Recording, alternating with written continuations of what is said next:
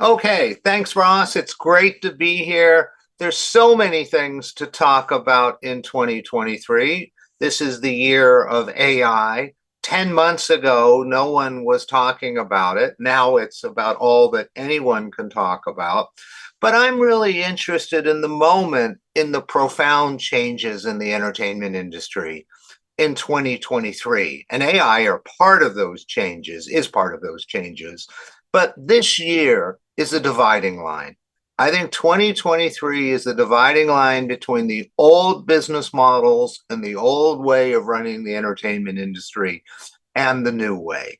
And in looking at it from an American perspective, but almost all of these concepts are global, two things happened in 2023 that fairly regularly have happened over the years.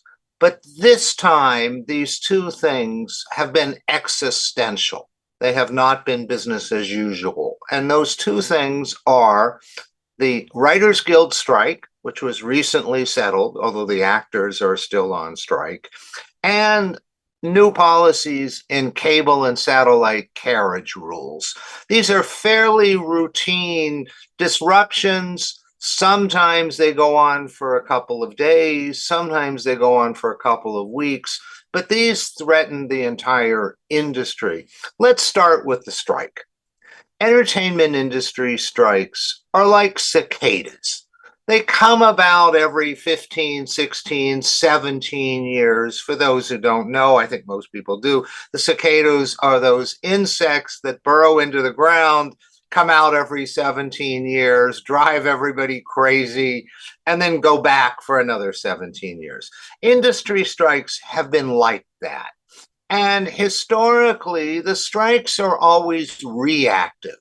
They're always about the new technologies that emerged since the last agreement. For example, this year, 2023, is the first time two guilds have been on strike for the first time since 1960, when the president of the Screen Actors Guild was Ronald Reagan. Well, the issue in 1960 was all of these actors and directors and writers made movies, and then these movies started appearing on television. And there was no compensation model for how a theatrical film participant was paid on television. That was the issue of the strike, the new technology. There have been strikes over the years about cable and satellite, which weren't in the compensation contracts, over the internet, over DVDs, and this is the streaming strike. This is the strike that covers all of the changes since streaming. For example, there was a very high profile lawsuit from Scarlett Johansson. Scarlett Johansson, before the pandemic, made Black Widow, one of the characters from Marvel, got her own film, made Black Widow, and all of her compensation was based on how well Black Widow did at the box office. Well, when Black Widow was finally released, they decided to try it with a hybrid model, which meant you could see it in the movie theater, although this was at a time when very few people were going to theaters because of COVID, or you could see it on Disney Plus for an extra $30 charge beyond a Disney Plus subscription. And it was in both places on opening day. Well, far more people saw it on Disney Plus than saw it in the theater. And Scarlett Johansson's compensation didn't address having it premiere on streaming because that was something that wasn't really thought of when the last agreements were made. So she sued, I think legitimately, claiming she was denied as much as $50 million compensation. Those are the issues that had to be settled in this strike to address streaming. They're almost always reactive, but this is also the first strike that tried to be somewhat proactive, because everyone could see AI coming around. The industry knew that there were going to be profound consequences. They were afraid that writers would be eliminated by AI, who can write scripts, that actors would be eliminated because all AI would get a piece of the snippet of their voice and their picture.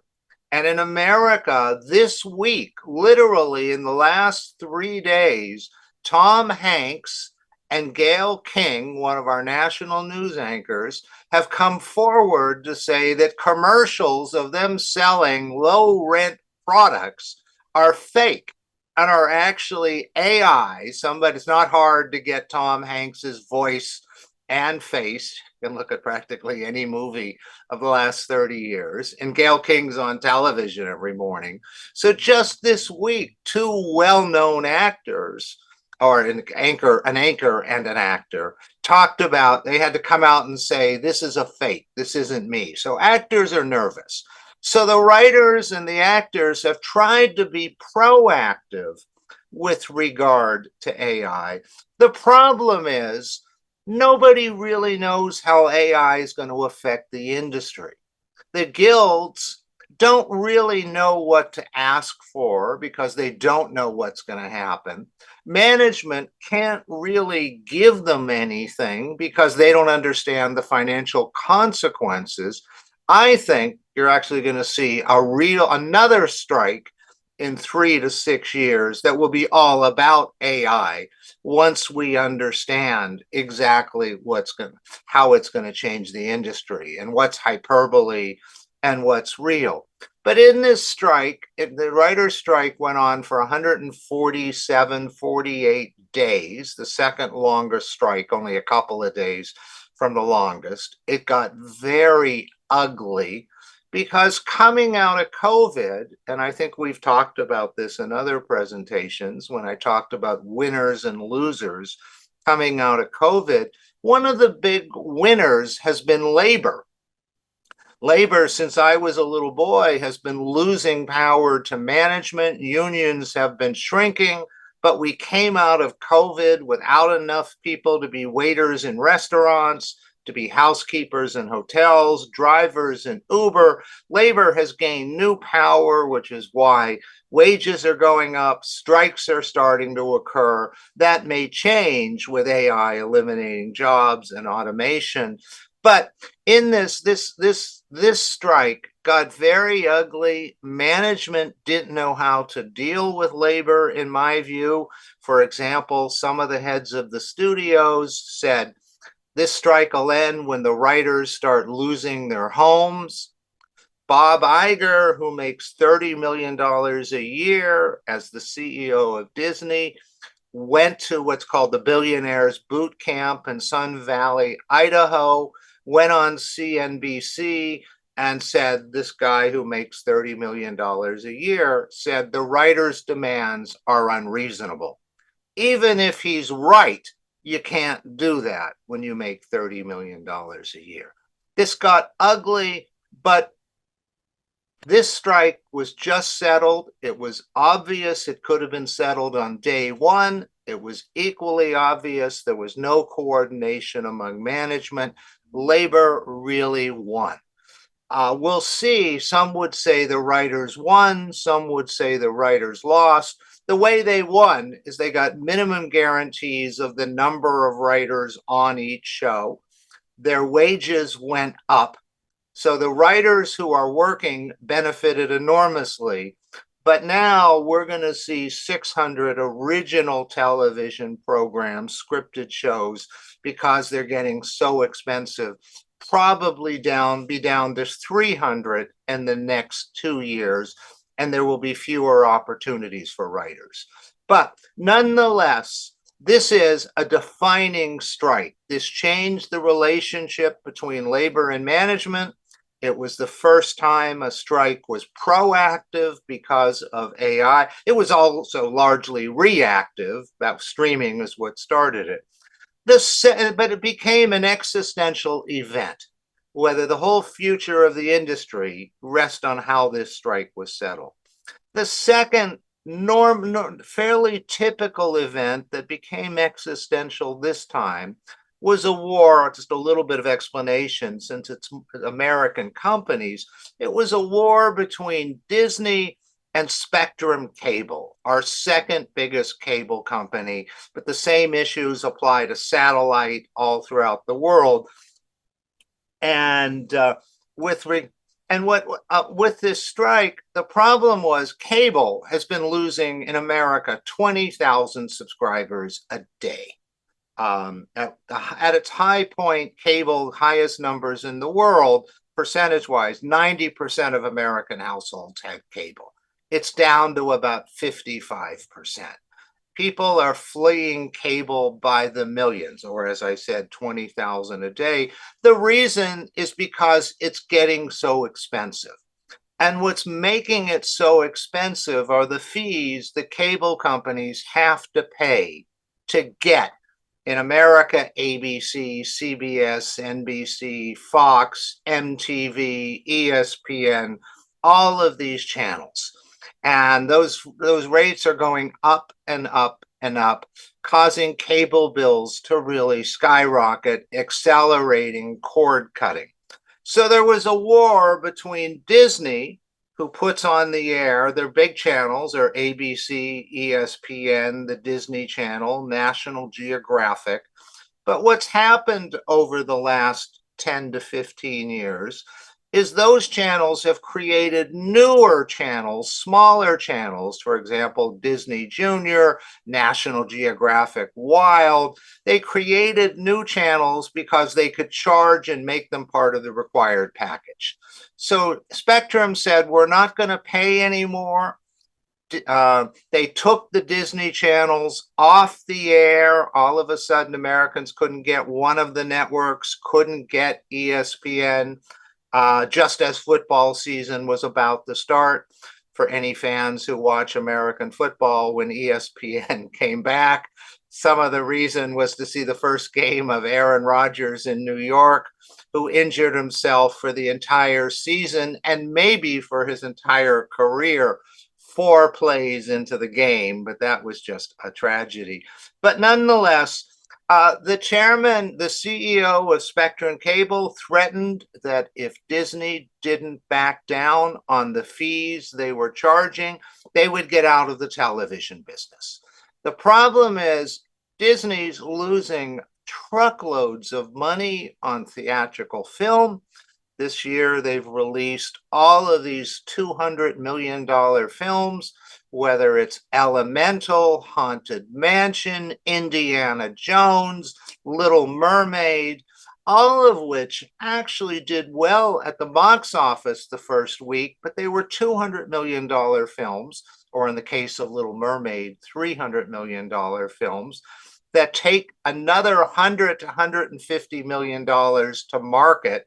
And for a film to be profitable, it has to make twice its cost, which meant The Little Mermaid doesn't make a penny till it makes $900 million.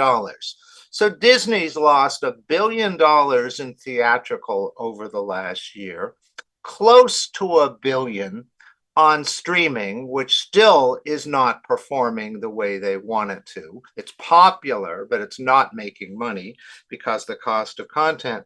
So what was funding Disney were all of these cable fees, which is why they were trying to raise them. And finally, there was a settlement. And incidentally, with regard to ESPN, it was like the music industry. With regard to ESPN, Americans, at its peak, 100 million American households were paying $8.25 a month for ESPN, and they didn't know they were paying for it because it was buried in a bundle. You may have no interest in sports, but you were still paying for it. So Disney was making $825 million a month in carriage fees, and then they sold advertising on top of that on ESPN. So it was similar to what the music industry faced, where growing up, most of us remember that you wanted 2 songs. The music industry said, great, you can have the 2 songs, but you got to buy another 10 songs on a CD and pay $17 or £15, whether you want the other songs or not. We know how that worked out. This is what happened here. They settled because Disney needed those fees. Spectrum couldn't be a cable company without providing Disney and ABC. They made it look like a draw, but it really was a defeat for Disney. Disney lost. It's the first time the content providers who have had the power since the first days of television lost. Spectrum got the right to take all those other channels, the Disney Junior, the Freeform, the National Geo Wild, not to have to require people to buy them. Those channels will die very shortly. And Spectrum got the right to put Disney Plus on their cable system. It changed the entire business model. This was an existential threat, existential to Disney, who would get into serious financial problems without these cable fees, existential to cable because they threatened to get out of the business.